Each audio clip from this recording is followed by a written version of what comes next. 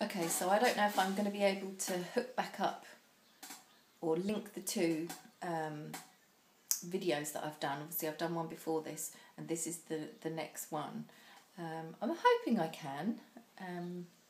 But anyway, on to the next topic, which was... one thing we all do is we think. That's one thing that people with phobias and stress and anxiety, we think and we analyse and we overanalyse and we catastrophise, and it just makes the whole situation seem 10 times worse than it actually is. Now, we've been on the summer holidays now. Kids are off school. We've had a week off. And one thing I have found is that by not thinking and planning too much, I'm getting a lot more done. You know, when I put pressure on myself, I must do this, I should do that, I should do this, this needs doing, you know, it's more pressure that we don't need. So by just letting yourself off the hook, it goes back to being kind to yourself, you know. You don't have to be regimented and always planning. Some things, yes, you do need to plan. But, you know, day-to-day stuff that needs doing, that perhaps is niggling at you, and the more you think about it, the less you want to do it and you put it off. If you just let yourself off the hook and say, well, actually, you know, I'm not going to do that today. Maybe I'll do it tomorrow. And then I find I'm more likely to do it because I haven't made it into this huge mountain of a task. And I've got loads done this last week. So, yeah, I would say just goes back, you know, be nice to yourself. Let yourself off the hook. Don't add to the pressure, you know, that you've already got. And things do become easier. You know, they do get easier. And I've had quite a good week because I dread the summer holidays because I think, well, how am I going to keep the kids entertained when I can't go very far and we can't do very much? But actually, so far, so good. You know, obviously I've got guilt. I get pangs of guilt if they come up and say, oh, I'm bored, you know. But I have tried to just do simple things with them, like baking. Or, I mean, my little lad is into little tech deck skateboards, and we went in the garage and we found some spray paint and he wanted to spray some of them. So, you know, and we made some ramps and different things. So, yeah, just try and take pleasure from the small things, in all things, you know.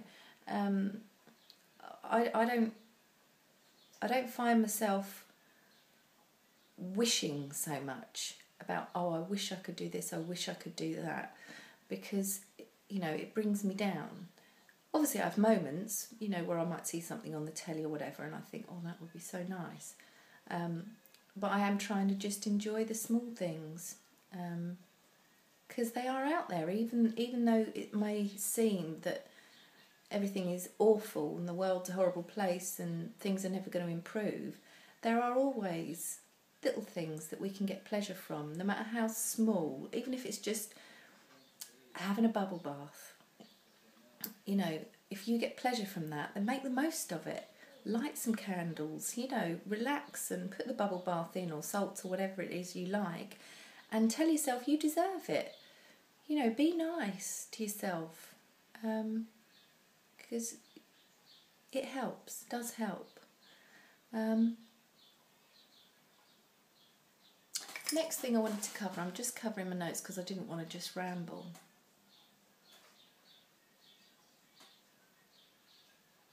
Fear of the fear. To help with the fear of the fear, and I learnt this from my therapist.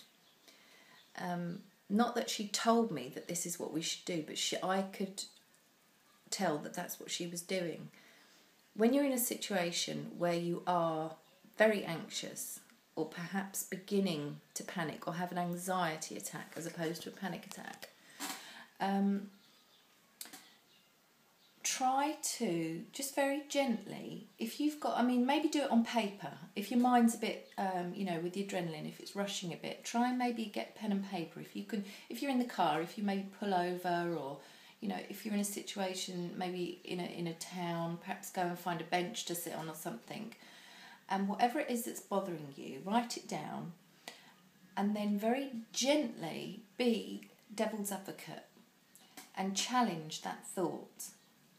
And try and stop yourself from catastrophizing, because I know I do. You know, I'll go from maybe having a little bit of an anxious tummy where I feel like I've got a knot in my stomach, and that'll run away with me, and before I know it, I've convinced myself I've got, you know, food poisoning, and I'm going to throw up everywhere, and I'll collapse, and nobody will help me, and I'll be stuck in the high street, and la la la. And honestly, thoughts can just run away with you, and before you know it, you're back in the car and you're on your way home.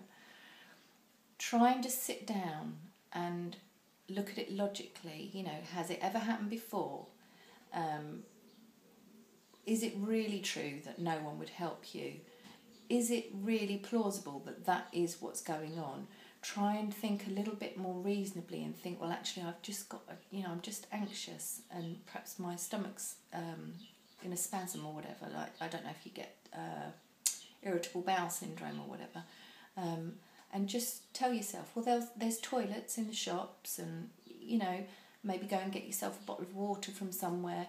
Just simple things, you know, that it's not easy, but it might help, so give it a whirl.